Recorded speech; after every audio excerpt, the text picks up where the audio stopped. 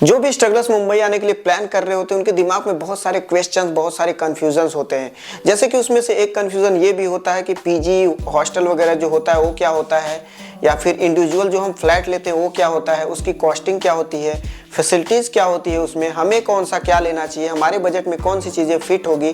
तो सारी चीज़ों के ऊपर हम बात करेंगे। इस वीडियो को देखने के बाद आपको ऐसी कोई भी वीडियो नहीं देखनी पड़ेगी कि आपको ये समझना पड़े कि फ्लैट या फिर पीजी वगैरह क्या होता है। तो चलो सारी चीज़ों के ऊपर बात करते हैं। हेलो गाइज, मैं हूं का मुंबई व्लॉग यूट्यूब चैनल, बहुत बहुत स्वागत है। चलो वीडियो शुरू करते हैं। तो वीडियो में आगे बढ़ने से पहले हम ये समझ लेते हैं कि पीजी क्या चीज़ होता है और इंडिविजुअल फ्लैट क्या चीज़ होता है। तो नॉर्मल सी चीज़ है, पीजी वो होता है जिसमें आपको शेयरिंग करना पड़ता है और भी रूममेट्स के साथ रहना पड़ता है। लेकिन फ्लैट वो होता है इंडिविजुअल फ्लैट जिसमें आप इंडिविजुअली रह सकते हो, मतलब आप चाहो तो अकेले रह सकते हो। देखो, कौन चाहता है शेयरिंग में रहना? सभी चाहते हैं कि उनका इंडिविजुअल फ्लैट हो, बिल्कुल इंडिपेंडेंट तरीके से अकेले फ्लैट में रह सके।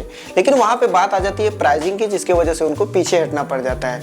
अब प्राइसिंग में कितना डिफरेंस होता है पीजी और फ्लैट में, वो मैं आपको समझा देता हूँ। तो नाला सोपारा में अगर हम पीजी की प्राइसिंग की बात करें तो 2,500 से 3,000 के बीच में आपको इजीली पीजी मिल जाता है।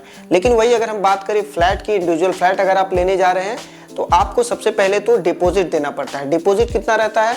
25 से 30 हज़ार के आसपास डिपॉजिट रहता है। कहीं कहीं पे ज़्यादा भी रहता है, लोकेशन के अकॉर्डिंग वहाँ पे रहता है सब कुछ।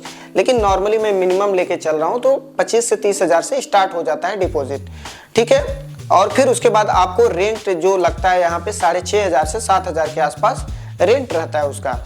और जो रियल इस्टेट एजेंट होता है, जो आपका एग्रीमेंट कराता है, जिसके थ्रू आपको फ्लैट लेना होता है, क्योंकि डायरेक्ट किसी के पास फ्लैट नहीं रहता है और किसी बिल्डिंग में आप ऐसे पता करोगे कि मुझे फ्लैट चाहिए तो ऐसे नहीं मिलता, आपको रियल इस्टेट एजेंट के थ्रू ही लेना पड़ता है।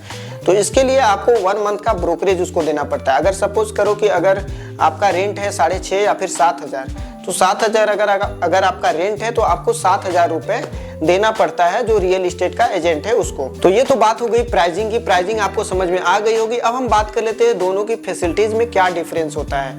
तो देखो, अगर आप फ्लैट लेने के लिए जा रहे हो तो उसमें बहुत सारी चीज़ें हैं जो कि आपको खुद से लेनी पड़ती है। जैसे कि आप लाइट का कनेक्शन वहाँ पे रहता है, लेकिन आपको वहाँ पे बल्ब वगैरह लगाना पड़ता है, फैन वगैरह लेना पड़ता है। मतलब अगर हम बात करें तो सारी चीज़ें आपको लेनी पड़ती है, बस आपको एम्प्टी फ्लैट मिलता है, ठीक है। और उसमें आपको लाइट का बिल जो है अलग से देना पड़ता है रेंट के अलावा, ठीक है। अगर आप पीने का पानी अलग से यूज करना चाहते हो, जैसे आरओ वगैरह का यहाँ पे ज्यादातर लोग यूज करते हैं, तो उसका भी 25-30 रुपए का बॉटल आता है, वो भी आप यूज कर सकते हो, उसका अलग से आपको देना पड़ता है। मैं बहुत आसान लैंग्वेज में आपको समझा रहा हूँ जिसके वजह से आपको अच्छी तरह से समझ में आ जाए। और वही हम बात करें पीजी की, तो पीजी में बहुत सारी बेसिक जो फैसिलिटीज होती है वो मिल जाती है। जैसे कि सोने के लिए मैट्रेस, पिलो, और फिर उसके बाद फैन वगैरह हुआ, या फिर लाइट बिल वगैरह हुआ, सब इंक्लूडेड होता है रेंट में। और फिर पीने के लिए आपको फिल्टर का पानी रहता है, खाना बनाने के लिए सिलेंडर चूल्हा मिल जाता है, किचन, टॉयलेट, वॉशरूम वो सब तो रहता ही है। तो ये सब सारी चीज़ें आपको उसी में मिल जाती है। इसके लिए आपको अलग से कोई चार्जेस वगैरह देना नहीं पड़ता, कोई भी ब्रोकरेज वगैरह नहीं देना पड़ता, वो सब सारी चीज़ें उसी में इंक्लूडेड होती है, ठीक है। और बहुत सारे लोगों को एग्रीमेंट को लेकर बहुत सारी कंफ्यूजन रहती है कि कितने महीने का होता है और कितना क्या कैसा रहता है, तो उसके बारे में मैं आपको समझा देता हूँ। तो देखो, अगर मुंबई में किसी भी जगह आप फ्लैट लेने के लिए जा रहे हो तो उसको 11 मंथ का एग्रीमेंट मिनिमम आपको बनाना पड़ता है। ओनर और आपके बीच में एग्रीमेंट बनता है कि आप वहाँ पे रह रहे हो, कितना आपने डिपॉजिट दिया, कितना आप रेंट देते हो, ये सब चीज़ें उसमें मेंशन होती है। और उसमें ये भी मेंशन होता है 6 मंथ का लॉक इन पीरियड होता है। मतलब अगर आप 6 मंथ के पहले अगर आप छोड़ देते हो, 11 मंथ का तो एग्रीमेंट होता है, 11 मंथ के बाद अगर आप जाना चाहते हो तो आप जा सकते हो, आपका कोई भी अलग से डिडक्ट नहीं होता है आपके डिपॉजिट से पैसा। लेकिन अगर आप 6 मंथ के पहले ही छोड़ देते हैं तो आपका 1 महीने का रेंट अलग से डिडक्ट हो जाता है आपके डिपॉजिट में से, और फिर आपको कट करके मिलता है, तो वहाँ पे आपका लॉस हो जाता है। तो अगर आप फ्लैट लेने के लिए जा रहे हैं तो आप 11 मंथ का एग्रीमेंट बनाना पड़ता है। लेकिन पीजी में ऐसा नहीं होता है। पीजी में आप डायरेक्ट 2,500-3 हज़ार जो भी रेंट है वो आप दे के ईजिली रह सकते हैं। कोई भी ज़्यादा डॉक्यूमेंटेशन नहीं होता है, नॉर्मल आधार कार्ड, पैन कार्ड का यही डॉक्यूमेंटेशन होता है। आपको ऐसा भी कोई बाउंडेशन नहीं रहता कि आपको 2 महीने रहने, आप 1 महीने मिनिमम लॉक इन पीरियड रहता है पीजी में, तो 1 महीने आप रह के आप जा सकते हैं। लेकिन फ्लैट में ऐसा नहीं रहता है। फ्लैट का प्रोसीजर मैंने आपको समझा दिया, राइट। अगर आप इंडिविजुअल फ्लैट लेते हैं तो आपको इसके फायदे तो पता ही है, बहुत सुकून से आपको रहने को मिलता है। लेकिन अगर आप पीजी लेते हैं, अगर आप पीजी में रहते हैं तो शेयरिंग में आपको किस तरह से वहाँ पे फायदा हो सकता है वो मैं आपको समझा देता हूँ। देखो, कैसा रहता है कि अगर आप नए नए आते हो यहाँ पे, देखो मुंबई में कोई भी किसी से ज़्यादा बात ही नहीं करता, कोई किसी से दोस्ती यारी ज़्यादा करता ही नहीं है, ठीक है।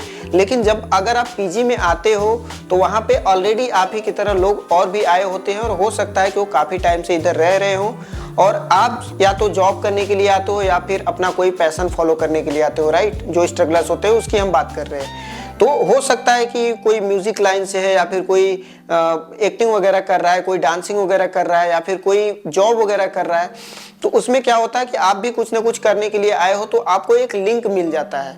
कोई ना कोई अगर कुछ वर्क कर रहा है तो आपको कोई ना कोई लिंक वो दे देगा, जिसकी वजह से आपको एक अच्छा बेनिफिट मिल जाता है। और सबसे अच्छी बात ये भी होती है कि आपको अकेला फील नहीं होता है यहाँ पे, क्योंकि आपको एक कंपनी नॉर्मली मिल जाती है। तो ऑलमोस्ट सारी चीजें मैंने कवर कर दी और मुझे उम्मीद है कि आपको अच्छे से समझ में आ गया होगा।